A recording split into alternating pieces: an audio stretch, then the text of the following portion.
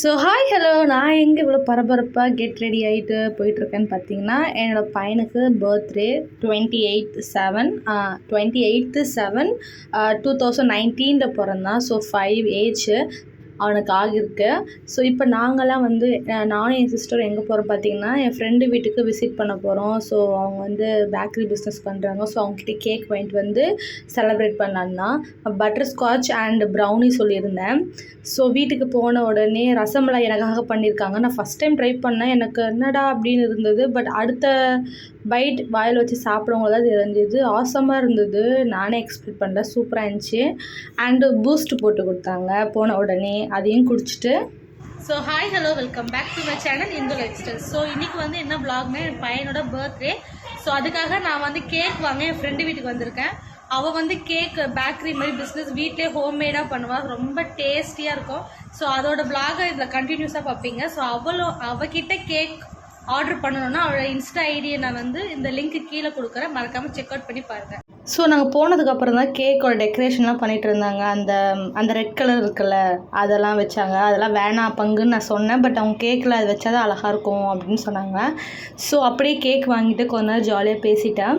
அப்புறமா சரி கோவிலுக்கு போகலாம். எங்கள் கோவில் திருவிழா இங்கே டீச்சர்ஸ் காலனியில் புத்துக்கோயில். ஸோ எங்கள் திருவிழா. ஸோ அதுக்காக அங்கே நிறைய ப்ளே ஸ்டேஷன்லாம் போட்டிருந்தாங்க. ஸோ என் பையனை கூட்டிகிட்டு போய் ப்ளே பண்ண வைக்கலாம் அப்படின்ட்டு நானும் என் சிஸ்டர் என் கசின் சிஸ்டர்ஸ்லாம் நாங்கள்லாம் போயிட்டு ஜாலியாக ஃபன் பண்ணிகிட்டு இருந்தோம். ஸோ இந்த ஒரு ஜம்பிங்க்கு 50 ருபீஸாம். பட் அந்தளவுக்கு ஒர்த்து தான். என் பையன் ஜாலியாக என்ஜாய் பண்ணிவிட்டு அப்படி ஜாலியாக ஜம்ப் பண்ணிவிட்டு சிரிச்சிட்டே இருந்தான். I am so happy to see. So இப்போ அப்படியே என்ன ஒரு கிளிப்ஸ் எடுத்துகிட்டு அப்புறமா அந்த சைடு பார்த்தா நெருப்பு திகுன்னு எரியுது.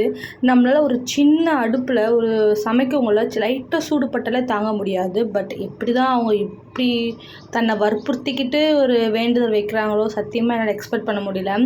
எங்கள் அப்பா எப்பவுமே ஒரு விஷயம் சொல்லுவார், நம்மளை வற்புறுத்தி சாமிக்கு ஒரு நேர்த்தி கடனோ எந்த விஷயமும் செய்ய தேவையில்ல. நம்ம போய் நம்மளால் முடிஞ்சது செய்கிறேன்னு சொல்லி வேணுனாலே போதும். நம்ம உடலை வற்புறுத்தி எந்த ஒரு வேண்டுதலும் இருக்கக்கூடாது அப்படின்ட்டு சொல்லுவார். ஸோ எத்தனை பேர் வீட்டில் இந்த மாதிரி இருக்கீங்க மறக்காமல் கமெண்ட் செக்ஷனில் கமெண்ட் பண்ணிட்டு போங்க.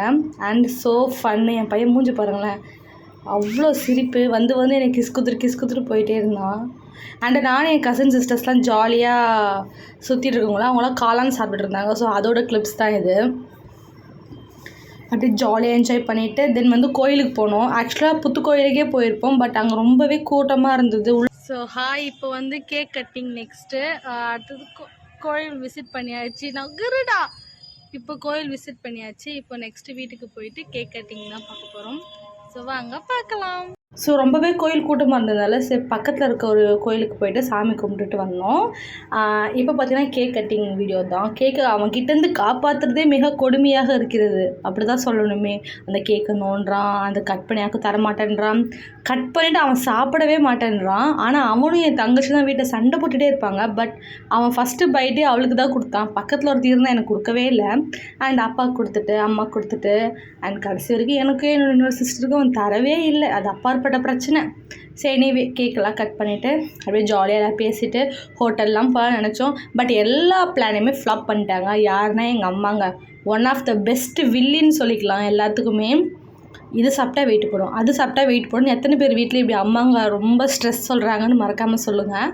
பிகாஸ் இது சாப்பிட்டா அவங்களுக்கு ஹார்ட் அட்டாக் வந்துருச்சு, நீங்கள் சாப்பிடாதீங்க அப்படி ரொம்ப ப்ளேம் பண்ணுறாங்க. எங்களுக்கு ரொம்பவே இரிட்டேட்டிங்காக இருக்குது. நாங்கள் ஆசைப்பட்டதுமே சாப்பிட முடியல. ஆனால் எது வேணாலும் வாங்கி தரேன்னு சொல்லுவாங்க. ஆனால் சாப்பிடுவங்களும் இந்த மாதிரி சொல்லவங்கள தான் இரிட்டேட்டிங்காக இருக்குது. So anyway see the next வீடியோங்க. Tata bye bye, love you all.